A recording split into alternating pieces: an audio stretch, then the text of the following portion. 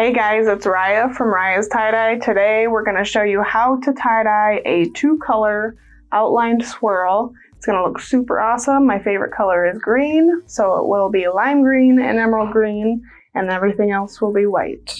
So we will show you that with thick water. If you need anything for this video, I have links down in the description box below. You can click on any of them if you need any of them. They will be there at Amazon for your convenience. Click and buy and it will be shipped right to your house.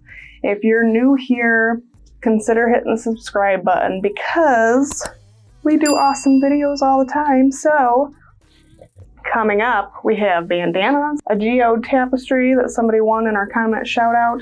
So I will explain the comment shout out later, but let's get started. All right, you guys, so I have 100% cotton t-shirt here. It has soaked in soda ash and spun out in the washer, so now it's damp.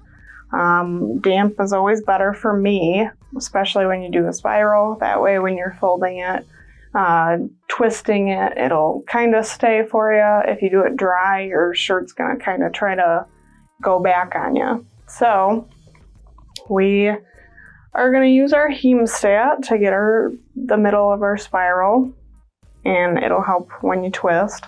So pick where you want your spiral, which I always do mine in the middle. But you could do yours down in the corner. You can do it up here somewhere. You can do it literally anywhere you want to. I just like doing it in the middle because you can see the whole thing. So you want, if you're not using your Hemostat, by the way, that's okay. I've seen people use forks. I've seen people use their fingers, which you've seen me do also before I started doing this. So you just grab where you want, and if you're using your fingers, just grab your fabric and start twisting. Since we're using a Hemostat, we're going to start twisting the Hemostat. And you don't want to do it too fast, because if you do it too fast, you're going to have a bunch of huge pleats on the outside. It is okay if the pleats get a little bit bigger, but you don't want them too big, because you want to be able to, if you have to get down in the fabric, you want to be able to split the pleats apart so you can get the dye down in there. So just kind of twist it and play with your pleats as you're twisting it. If they get too big, kind of go through and pull with your fingers and make them go down a little bit.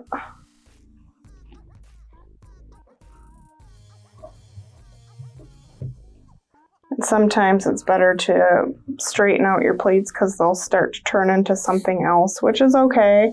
Like I said, it's going to still be a really cool spiral or swirl, however you want to call it. So you just start pulling and kind of just like you would run your fingers through your hair after you get out of the shower, I guess is the best way I could put it. And keep spinning a little bit here and there. Rake out some of those. And even though the pleats are getting a little bigger on the outside, that's still okay. I can kind of see where I'm going to have to get down in there some. And then towards the end of your spiral, if you want to, you can play with these and start doing it by hand. So that's normally what I do because the pleats on the outside get a little bit bigger. This is not a super spiral in any way, but I like to think so, but it's not. So I just kind of pull these until they come in together.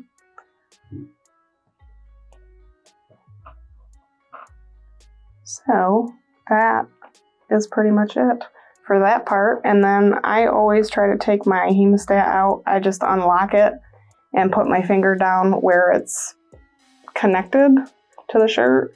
And I try to pull this apart just a little bit to try to let go of the shirt so you're not getting a big old hole in the center of your shirt. And then you don't need that anymore. So now we have this nice looking spiral. And I'm just going to use a couple of my big green rubber bands. They're really stretchy and they will hold it just good enough. You don't need like a ton of them. This is a 2-color swirl, I should say. This is my outline swirl. So basically what that is, I'm taking 2 versions of the same color, so lime pop green and emerald green, And it's going to be one swirl, but they are going to look like one swirl with an outline on them. So it's going to be a big lime pop green swirl with emerald on the very outside. So that is why I'm calling it the outlined swirl. So there is our swirl. And what I'm going to do is, this is going to be liquid dye. What we're going to do with this is the emerald green we're going to do on the very outside of our pie piece that we dye. So we'll say we'll do like half of the shirt. So we'll do the emerald green all the way across.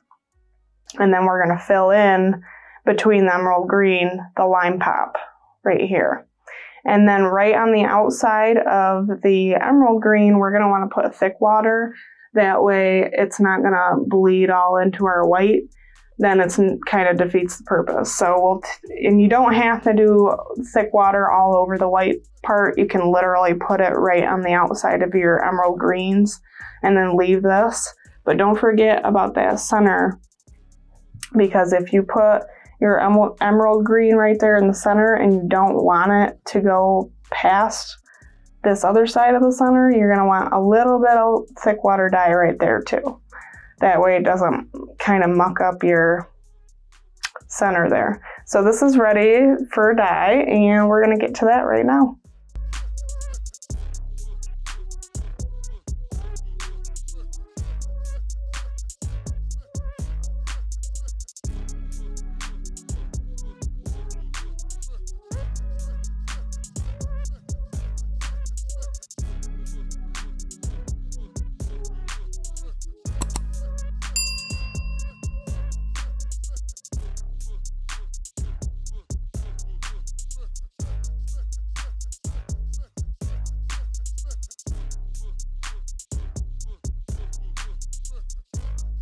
Alright guys, so all we did was we did an emerald green line all the way through the middle and then filled everything else in with the lime pop. The white sections here and that clear liquid you saw was thick water. So all I did that, it's just thick, literally water, used with sodium alginate, and that is in my tips and tricks video. So if you look for that, I can show you how to make it and what it's for. It's just a thick water that helps make the dye not bleed. So that's the best way I can describe it. If you put it in the white areas that you want to keep white, it's supposed to just keep the dye where it's at and keep your white section white. So you can use it in the whole white area if you want. It's not necessary. I literally just did it all along the emerald green line. So you can see some of it's kind of going out a little bit, but if you don't use the thick water, it will literally creep all the way through your white, and you don't want that. So we just did this on both sides, thick water on both sides and everything. This is going to sit for 24 hours, just like this. If it starts to dry up at all, you might want to consider putting it in a plastic bag. I don't do that, because if you do that and you accidentally got green on the part where you set the white, you're going to have spots all over your white from that. So I just leave it where it is. I don't like to disturb anything while it's sitting for the 24-hour period. Then you're going to want to rinse it in the sink with cold water until the water runs clear, no more dye in there. You can do it in the shower if you want. Let it sit on the bottom of your tub. Let the shower head run all over it for 15 to 20 minutes. That actually is a lot less work. Then when you do that, you can just squeeze it a little bit, and if it's clear, you're good to go. So then we're going to open this up and do a reveal, and that will be our outlined swirl with emerald green and lime pop green. So I will see you soon for the reveal. Alright you guys, so we have our two color outline swirl, and so the emerald split a little bit into like a blue, but that's okay. It could look different after we wash it, because after we open this, it's gonna go, I'm gonna do it in this tub this time, but we're going to put hot water with this. This is gonna soak in hot water with Dawn dish soap all mixed up in it, nice and sudsy. The Dawn will help keep the white white, and that's what you want. So if you try to wash this without doing that, in my experience, it's probably going to turn your white green or blue depending on what dye decides to go into the white, if that makes any sense. So the Dawn dish soap will help with that. I do it at least twice before I throw it in the wash. Make sure when you're letting it sit in your Dawn water, I would do it a half hour to 45 minutes. Drain the water out, clean it out, whatever, get all the dye out that was sitting in there, refill it, put more Dawn in, put it back in there. It will still have some dye color in there, but the more you can get out, the better when you put it in the wash, because then you won't have to worry about that dye getting in here. I have heard of people using color catcher sheets. I have not, so I can't actually tell you whether they work or not, but that's another thing you can look up. They're like a dryer sheet, really, and they go in the wash and in the dryer, but like I said, I've never used them, so I can't actually tell you whether they work or not. I guess that's another suggestion for a video. So we'll have to try that. So this is ready to open, and I'm going to do it real quick. 2-color outline swirl. Ooh, yeah. That's a good swirl, guys. A super good swirl. And I actually really like the blue kind of, because it actually looks kind of like it's like exploding. And I said like 60 times. So that looks awesome. And the back.